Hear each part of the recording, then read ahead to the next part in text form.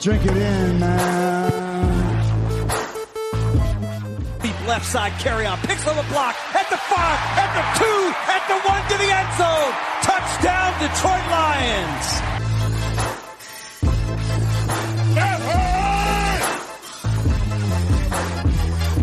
Drink it in, man. Get up, Stafford throws. It is end zone. Caught! Oh, baby, what a catch! Kenny Galladay, you're a freak! What a catch! Touchdown, Detroit Lions!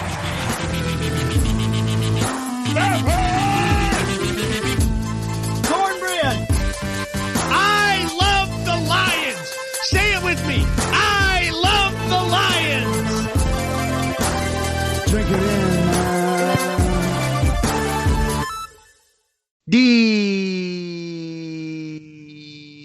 Detroit Koolaid, what's going on, everybody? I thought I'd try to do the Detroit Koolaid a bit longer than I did last Friday. I can't promise I'm going to try to extend that each week because definitely due to pass out if I do that. But we are here on a Friday talking Detroit Lions football. My name is Derek Oakrey. I've got the one and only. He goes by one name. He's like Cher, Madonna, whoever else you want to name. I mean, I don't know if he has moves like either of those or can sing, even though he has sung on the show before. But his name is, you know who he is, Grifka. Grifka, what's going on, buddy? Oh, man, first of all, it's Friday the 14th, so happy Valentine's Day to everybody out there. Make sure you get your sweetheart something pretty and some flowers and some chocolates or whatever. And, you know, it's going to be a cold one. Everybody knows, man. We had some more snow moving through this weekend. It's chilly at night, too. I mean, no single digits. So we're looking, if you don't live anywhere where it gets to single digits, you know, don't go outside because it's really cold. Anyways, you know, TGIF. Oh, man, I'm sleeping at the bell. Here we go. All right, so it's a Friday. Grifka, he got us going with his normal. He hit us with the TGIF. Now, word on the street has it, Grifka, that you've got a topic. I don't know if you're going to try to get me riled up today. I mean, it's been weeks and weeks where you try to bring up these people that you know I got issues with or you know I'm going to rant and rave about. I don't know exactly what you have planned today, but rumor has it that you've got some hot topics. You may even have some questions from people, so you know I'm game for whatever on a Friday. Let's do this. Let's drink that Detroit Kool-Aid. Okay. I just really got one topic I want to discuss with you here, and that was the former Lion great. I don't know if he belongs on the Wall of Fame or anything like that, but he is remembered for one big thing, stepping out the back of the end zone in Minnesota. Dan Orlovsky said that the Lions were roughly, 2 players away from contending for the division. That's if they totally nailed the draft. So can you see his point of view on that, or is that kind of like one of those really going out on a limb, like how you like to do with your thoughts. So what do you think about that? Oh man, Grifka, I actually, unlike most of your questions, I like this one off the top. So I got a couple different thoughts and takes on it. First of all, the greatest part about Dano going out of the back of the end zone was the announcer. I forget which one it was, but he just yelled, "Poor little fella." he didn't know like that. If you go back and listen to the quote, that was like that was the announcer saying that he didn't even know that he was out. Poor little fella, or something like that. Like it was just classic. But I mean, that was in our dog days, no doubt. But that's an all-timer right there.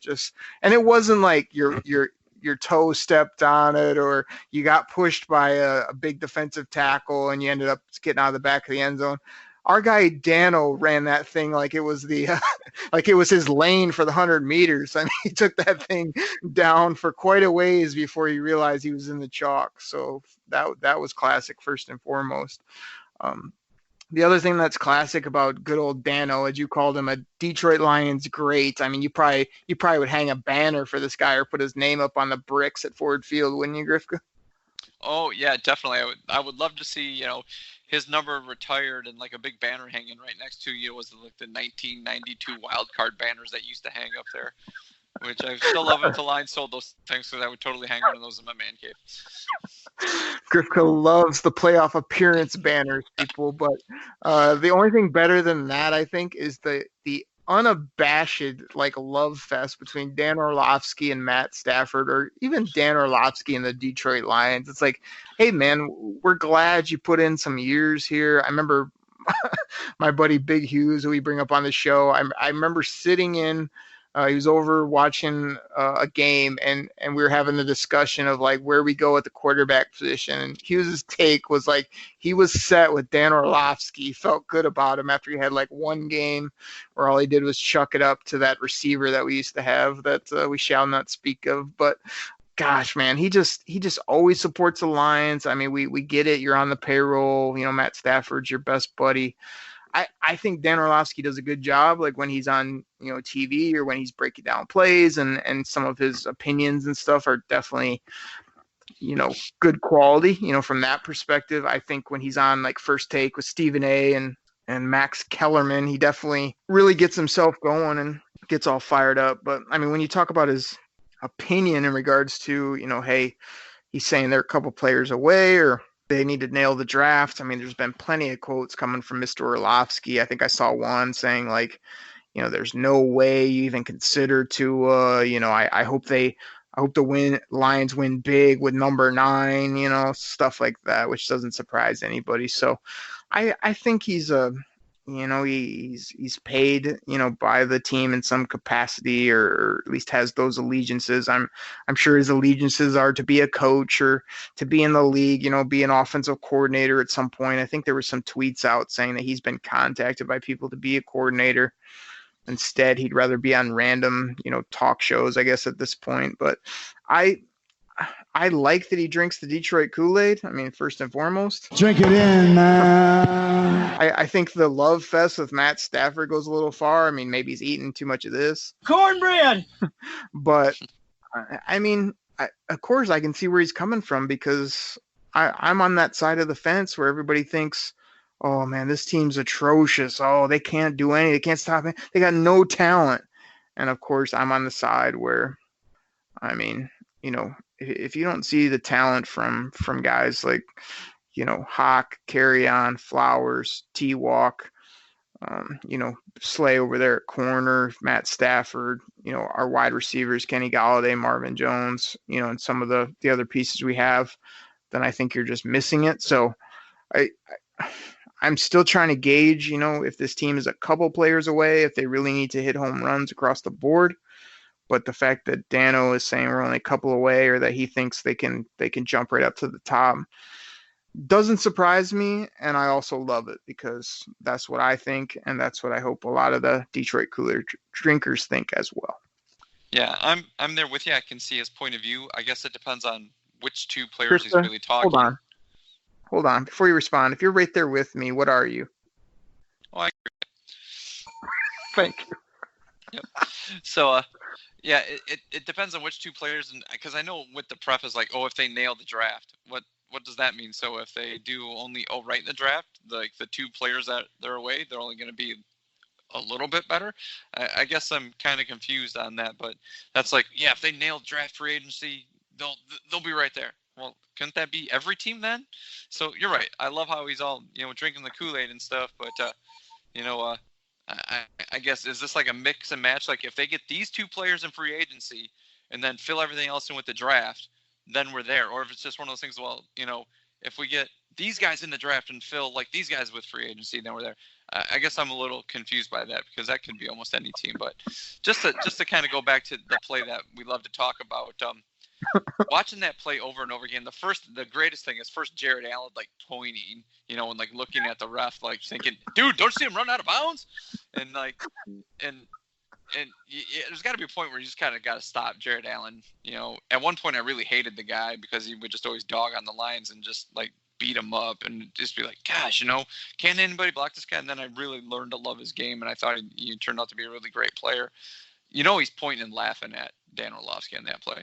And the other thing is, like, when you watch it, remember playing like schoolyard football, and there's always like those couple kids that didn't really know what the rules were, and they would catch the ball and they would just kind of run wherever they felt. And you'd like kind of stop and stare and be like, hey, bro, you ran out of bounds like 20 yards ago. Where are you going? You know, like that's kind of what that reminds me of, you know, like playing backyard football. And it was like, you know, somebody called up flu because you're one player short. And like he's the guy who got the ball and just started running through the trees. And it's like, dude, we're playing tackle football. Ain't nobody gonna run through the woods. Like, what are you thinking? So that's that kind of reminds me of that play. But so Dan, Grifka, thanks for all, drinking the Kool-Aid, bro. I got a couple comebacks for you. First of all, when Dan Orlovsky said, they're a couple players away, if, with the asterisk, of course, if they nail the draft, if they kill free agency. I mean, should both of us just responded with this? It's like, duh. It's like, duh. It's like, duh.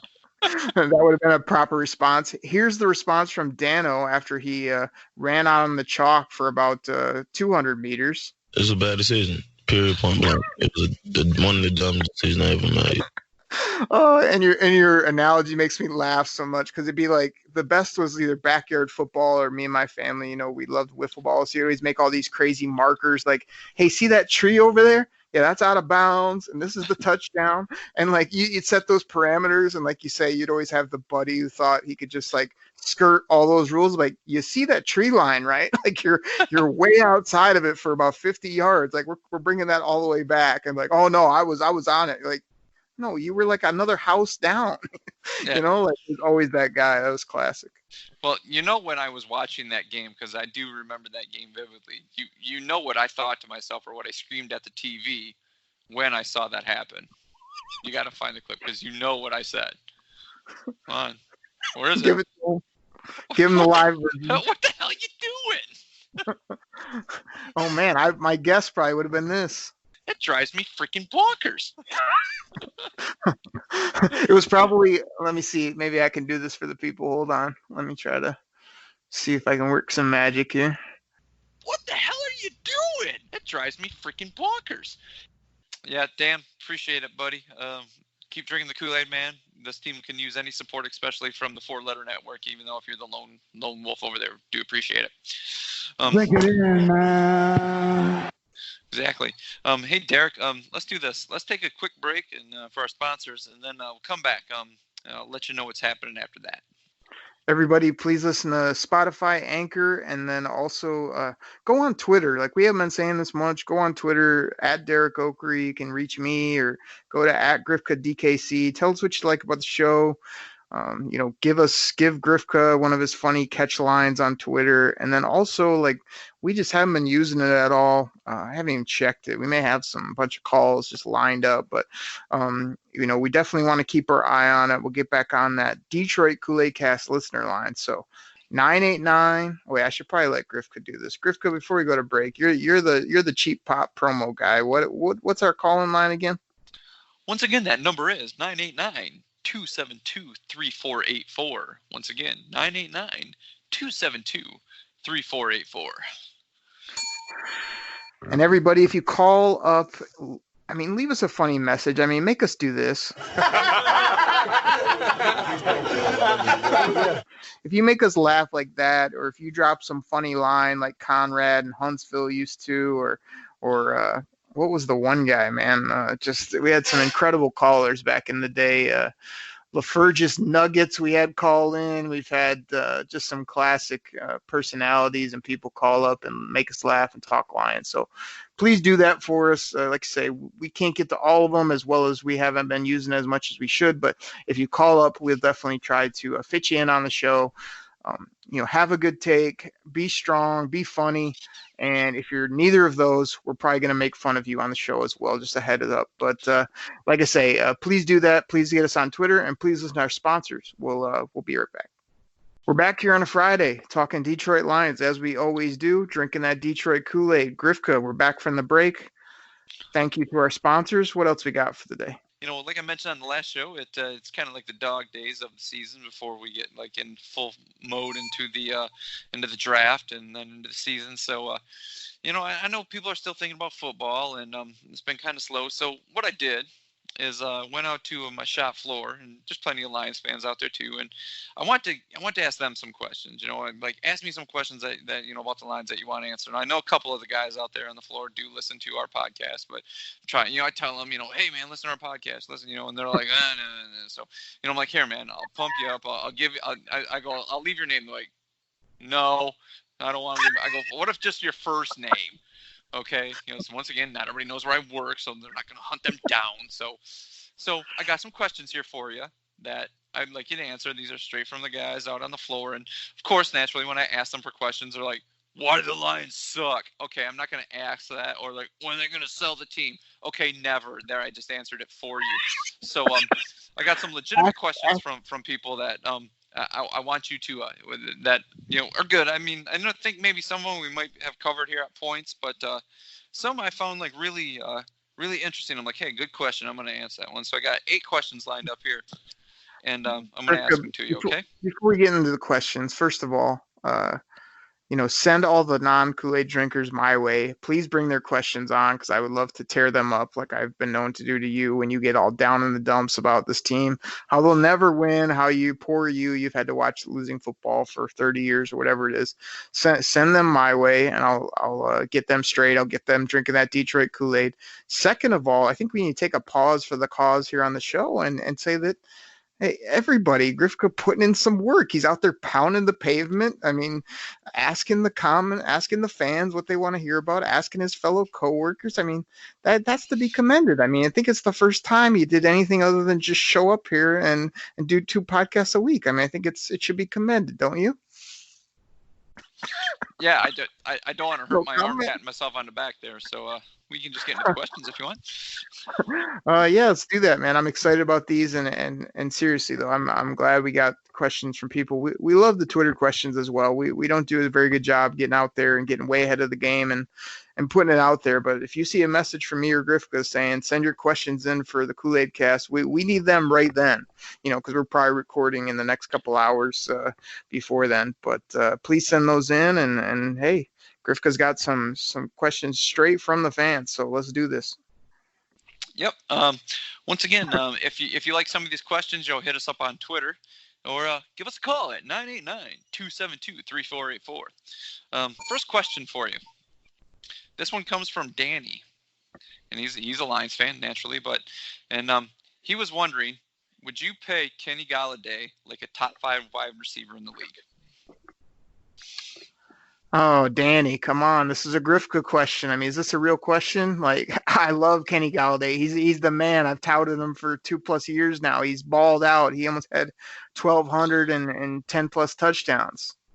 Yeah, no, he's not a top 5 guy. This is a good question though, in the sense of I feel like everybody in Detroit acts like, oh, they're just going to get easy deal done with Kenny this offseason. It's done in the books. He's going to be here, like, no problem. Like, this is the kind of guy who continues to be better and better and is as humble as he is and as, quiet, mild manners as he is. Like, I'm pretty sure he knows his worth. I'm pretty sure he's, got some eye on some other locations, other cities. So, I know it's all about the dollars at the end of the day, but, I think we had a sound bit for that back in the day when we talk about, the money, Grifka.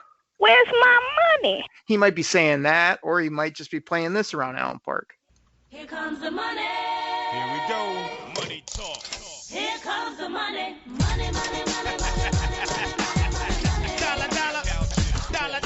Ching, ching, bling, bling, cut the chatter. You ain't talking money. But back to the question, like, I think it's going to be a little bit harder than people think to get a deal done with Kenny. I think that, he's going to maybe play out this next year. They might try to get something done after that. If they can get him done this year, I mean, he's definitely not going to be a top 5 overall type receiver. I mean, he's in that 10 to 15 range. I mean, there's a ton of good receivers in the National Football League. And, yeah, he's Pro Bowl worthy. He actually did well in that game. He's still ascending, but I still don't see his ceiling really as that top 8 or top 5 receiver. I see him in that top 10 best case scenario. So it's hard to put a number on it. I'm not really sure. I think the top receivers are making like 15, 18 million per for the top guys. So I think if Kenny makes like $1 million right now, if that, I think they had to jack him up to 2 or 3 based on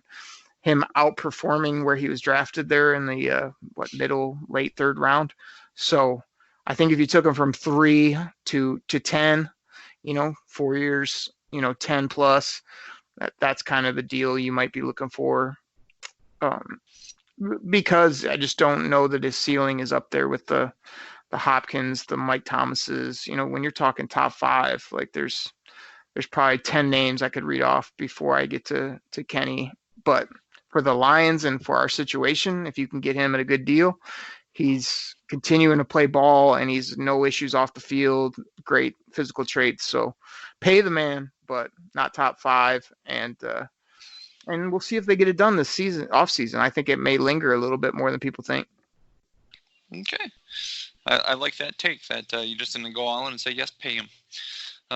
Next question. This one's from Randy.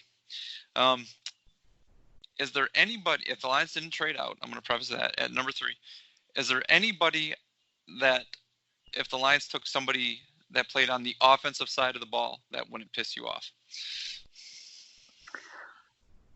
Man, I was about to just scream no as loud as I could in the microphone, but the only offensive player, no, there's 2. There's only really one offensive player that I could justify, and I really have to twist my own arm to do it, and that'd be Tua. I feel, I've said it before, I think the guy's a crazy winner. I think he's an incredible person off the field. I think he can throw it anywhere you need to throw it. I think that he'd be the type of guy that could maybe not only swing the culture, but just win freaking ball games here, But obviously, if you're going to take that type of guy, you're going to have to deal Matt Stafford. You're going to have a whole bunch of hoopla about that, players' reaction and all this different stuff. But, I mean, Tua Tagovailoa is no joke. I mean, he's been there for 3 years. Everybody's all up in arms about his medicals, but he didn't forget how to play football.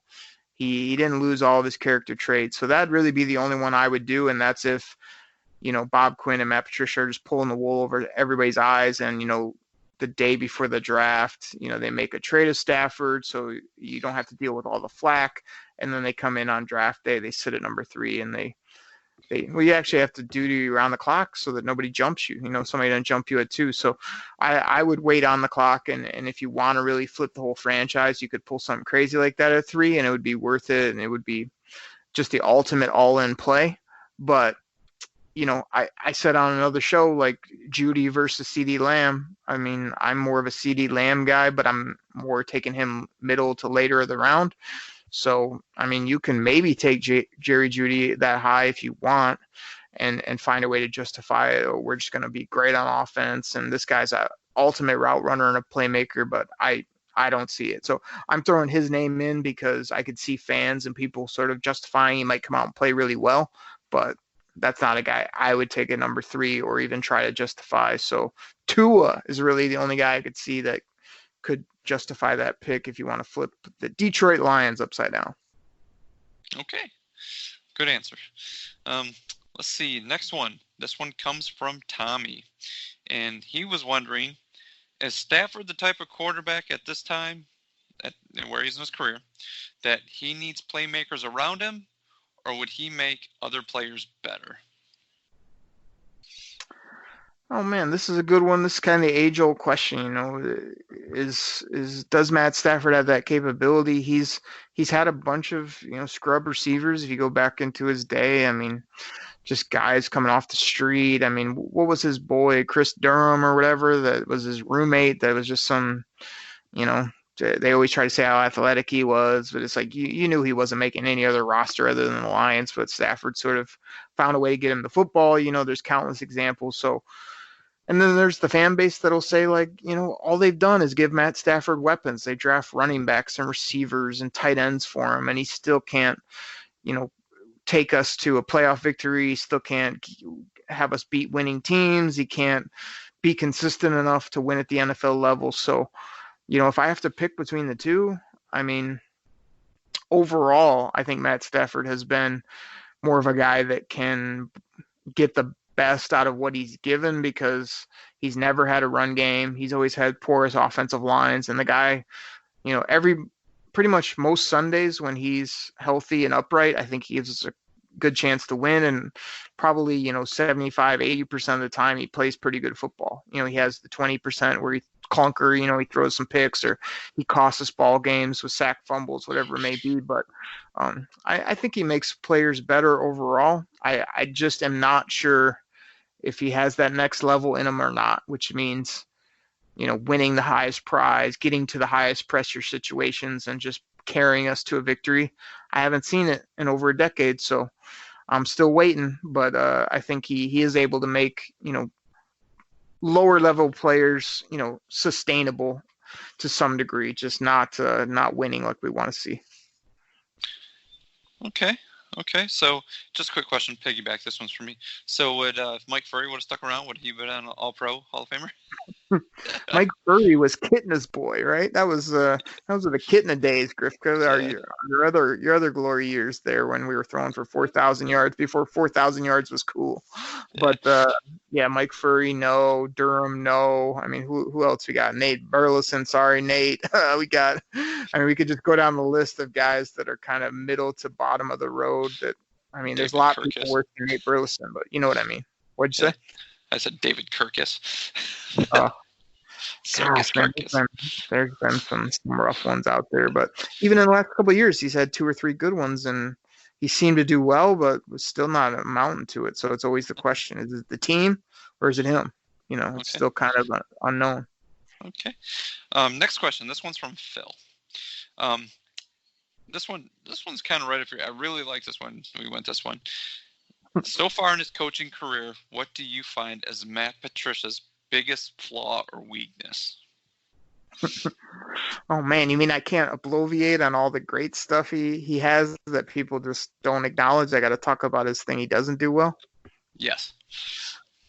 Well, I can do that. Let me think here. There's one obvious one, and that's that he hasn't won at any level the way that we've wanted to since being in Detroit. That's a big weakness that he hasn't won. I don't think that's just on the head coach. I think Matt Patricia, I think I laid it out sort of on our Monday show when I got all hype about his uncensored, mic'd up at the Senior Bowl. Like I think Matt Patricia is himself, like behind the scenes, during practice, in the locker room, with these players, in the film room.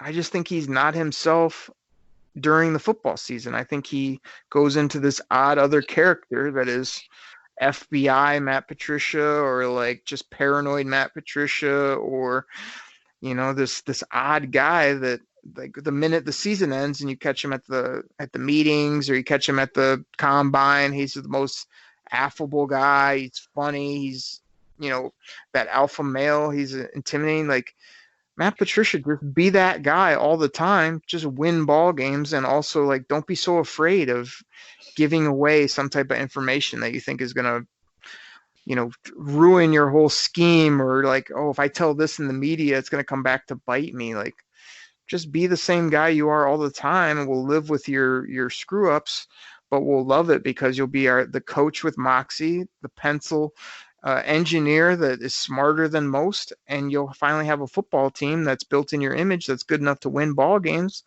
And the beard, the pencil, and everything else, the poncho, everything you got going for you will be all over the cities of Detroit. But right now, the city's frustrated with the losing and with the fact that you're just so dang buttoned up, and so, I don't know, it just seems like you're lost sometimes, which I know you're not. So, like, quit putting on this facade from weeks 1 to 16, or from time camp starts until the Super Bowl, and just be the Matt Patricia I saw at the Senior Bowl all day, every day. Okay. That's a good take. I like that one. I thought you would go into something like, he's perfect, he's the best coach. No, I'm just kidding. Stop wearing the baggie. That's the biggest thing. Wear some real clothes. Okay, next question. This one's from Vince. Do you feel your boy, I put that in there, he didn't put that in there, Jared Davis, do you think he's a better fit at outside linebacker or middle linebacker? Grifka, it's perfect that this guy's name is Vince and they asked about Jared Davis, because, hey, Vince, this is what Grifka thinks of Jared Davis. No chance. That's what you got.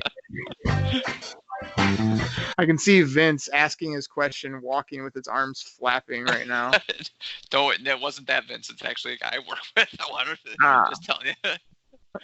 Not Vincent Kennedy, huh? No, it's my boy Vince. I go to lunch with him.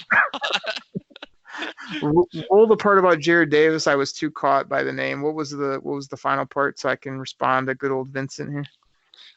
Do you think he's a better fit at outside linebacker or middle linebacker? If Vince listens to the show, me and you fight about him all the time. I support Jared Davis because I think he's better than what we could have. Grifka hates him because he's not all pro that makes perfect plays on every down of football.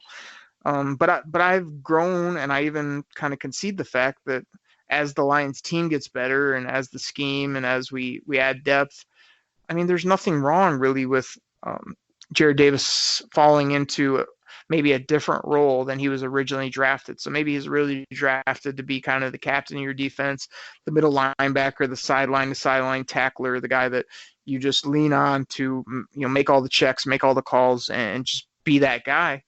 Maybe they're transitioning to maybe Tavai, or maybe another draft pick will be that guy. But also, I just think there's such a role for JD on the outside, more of a blitzer, more of a package guy, where I love his leadership and his work ethic so much. I don't want to keep him off the field too much, because I think that plays in the NFL game. It's like you can't just be a leader in the meeting rooms and then not be out there showing it on Sunday. But I think he's just a guy they need to find better ways to use him, even if it's use him less, as well as don't be afraid to. I think he's versatile enough to move him around. I mean, speedy, hits hard, shoot and go, as you normally call him. Just figure out how to use that a little bit better. Don't let him guard tight ends, and don't let him sit in the middle and have to read gaps and be that middle linebacker tackling machine. I think he would and he will be fine. It's just they're still kind of leaving him out there to dry. And last year was hurt. He's only really had one season where he was pretty much out there a lot, and towards the end of that year, he really seemed to come on. So I think they'll tweak his role, as well as I think he's still just a third-year player that is trying to get it together and needs to be better in some areas, but the coaching staff needs to know too, hey, maybe he's not the green dot helmet guy or the guy that can go out and guard a running back out of the backfield. Just keep him away from that. But I still like JD. I think they'll move him outside, as well as if he's in the middle, just limit it, because I think Tavai will be your middle linebacker as we sit right now. Okay. Next question. This one's from Jim. This is a quick, short question. Do you think this could be Stafford's last year? I don't see it, Jim. I feel like the only way it happens is when you say this year will be his last year, I think the only way that Stafford is out of Detroit is if Bob Quinn is playing totally coy right now, and he's seen enough. He feels like he's got the clout to make that type of trade and draft a guy like Tua and roll with a new squad. I think if that doesn't happen, which again, I don't expect it to, but there is part of me that says, well, that would be kind of the ultimate okie doke to pull something like that. I think if Stafford's here in 2020, you just roll that contract out if he's healthy and see what you can do. I mean, again, he's never had a team with a running back, a decent offensive line, a defense, but Matt Stafford, when healthy, I mean, I think I threw this out on Twitter too, is when I was watching the Super Bowl, I mean, there's things that Patty Mahomes does that I feel like I see from Matt Stafford when he's right. These crazy platform throws, drifting back, throwing the ball deep, throwing these laser beams right into the seam, right over a linebacker. That's just a perfect throw. So I don't think he has displayed the absolute, poise and winning and, moxie all the time that Mahomes has early in his career. But I think Matt Stafford's pretty special when it comes to intelligence, being able to do it all on the football field, as well as just have that special arm talent that wins. So I'm much more in the camp. That's why you hear me and even Grifka support him here on the show, is because, man, I just think if you can get the rest of the team right, he's sort of the least of your worries. He's locked up for 3 more seasons, which now is the 10th or 12th lowest or highest quarterback number. So all those people that were freaking out when he was the top guy, now he's number 10, 11, 12, whatever it is. That's very palatable now when it comes to where the NFL is at. And yeah, man, I just think let him sling it. I mean, if the back is right and you can add a couple pieces to put him over the top, he can do everything you need physically. I just need to see the winning and get us into the playoffs, man. And then when you get there, don't lay an egg. That's what I want to see. Yeah. Okay. This question right here is from Greg, and he wanted to know: would you trade Marvin Jones and then draft a young wide receiver? Oh man, this was the talk I think a year or so ago around draft time. I mean, you may think I'm crazy to say this, but I think it's true. I think all the, and it's hard for me to even say, but all the stuff that went on with Marvin Jones is losing his, son so young, and the way Marvin played last year with his touchdowns, and unfortunately going down with an injury late in the season. I just think he's really a piece that you won't see moved for a lot of reasons. I mean, his family, they have a business out in Troy, Michigan. They're pretty established here. I think it's much easier to keep a guy like that. What does Marvin make? Like $7 million, $8 million, on average his whole time here. That's really reasonable for the type of receiver he brings. He can catch and run a little bit. He's a go up and get it guy. He's a red zone type guy.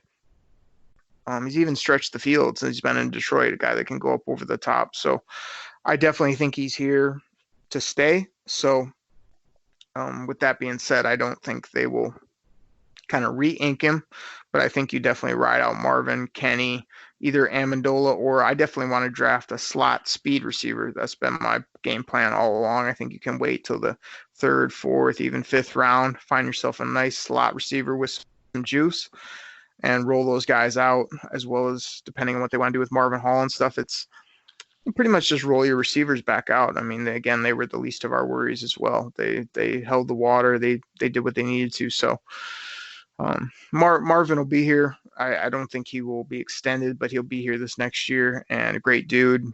Really feel for his family. Think he's done great things on the field and off, and I'm happy to keep him. Now, last year, there was a lot of talk about maybe you move him to get a piece like a Patrick Peterson or whatever we talked about during that time, but I don't see it now moving into 2020.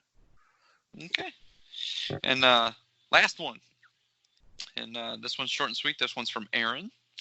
And do you think Snacks is coming back or going to retire? Man, these are good questions, Griff. Can we get these guys on the show and I don't know, maybe boot you off for a few weeks, or when you think? I'll ask, but like I said, a lot of them don't listen to the podcast. They just talk football with me when I go and talk to them. Oh man, no, classic. And like I said, I hope they know if they hear this that I give you a hard time on the show and whatnot. But I really appreciate you getting these guys questions. These are good Lions questions, and I had this on my list to talk about with you because there's a couple things this offseason that I think are being skirted or not talked about as much as they should. The one we talked about earlier is everybody just assuming Kenny Golladay is signed, sealed, and delivered. I think that needs to not only be talked about, but people need to know that it's going to cost you a good chunk of money. We're talking about 40, 50 million in cap space. Not if you're going to pay Kenny a really good chunk. So that you got to consider that. The part about Snacks, is okay. He said that at his locker. The Lions just extended him that offseason for a couple more years. So they obviously didn't have talks with him that he was done or he physically was beat up or that he couldn't play anymore. I take that, those tears at his locker just as frustrated with the year, beat up, had some nagging injuries. He's a guy that holds himself to a really high standard. So I'm definitely going into the offseason assuming, like, without knowing all the details, that he will be back. He will sort of get fired up and they will assume he's there because they sort of built it around him being in the middle for the next couple years. I think he can bounce back physically. I think he's still a monster in there. You don't go from being just a terror to I can't play, I got to hang it up type of guy. He had a down year. What are you going to do? It happens. You got beat up. You were hurt. We get it. So I expect Snacks back. I think he can return to form. I mean, he basically holds off 2 blockers, lets everybody else get in there. Every once in a while, he'll get some penetration, blow up a running back or a quarterback. That's what we need from the big fella. I think he'll be back. So unless Bob Quinn and those guys know something I don't, I'm going in assuming that Snacks is in the middle and we don't have to worry about that position. Now, can you draft a guy in the mid to late rounds that can kind of learn for a year or two? be his replacement if he was to get banged up, but also not have to be in there right away? Yeah, I think so. So I don't have, nose tackle as really a big need on my board as we're going into the free agency and the draft. Snacks will be back. I kind of expect a nice season from him. Maybe not where he was his first year in Detroit, but definitely not what we saw from him last year either. Okay. Well, once again, I'll tell all the guys, like I said, a couple of these guys, they do listen. So appreciate, Phil and Randy. Thanks for the questions, everybody. And I'll thank you guys again later. But everybody else, I'll hype them up, tell them to start listening to us. But once again, guys, anybody out there listening to us, you want a question like that, you want some insightful, responses, give us a call or text us at 989-272-3484. Or hit us up on Twitter. I'm at GrifkaDKC, and we all know at Derek Oakery. So give us a call. Yeah, man, fun to get those questions. Like I say, Grifka, great thoughts. Like I say, you put people on the spot. I think they came up with some great ones. We like to have fun on the show. I like to give you a hard time, but it's kind of fun too. That was kind of just a straight football show. You asked me questions, I gave my answers. The Detroit Kool-Aid drinkers know you agreed with me, and then we moved on. So I think that's a classic show. Not all our normal hijinks, but straight up football, straight up questions, straight up answers. And appreciate all the guys that stepped up to the plate. That's good stuff. Yeah, that was I really like it. I've changed pace, like I said, it's just that time of year where people have questions about the team before really start hitting the draft hard and the free agency. So I liked all these questions. This is the biggest offseason in the history of the Detroit Lions. Did you know that? Yeah, I heard that somewhere. And I just want to point out, did you know that the Detroit Tigers drafted Patrick Mahomes? I just want to know if you knew that. You got that? What'd you say? I didn't quite hear you there. Did you know Jerome Bettis is from the city of Detroit?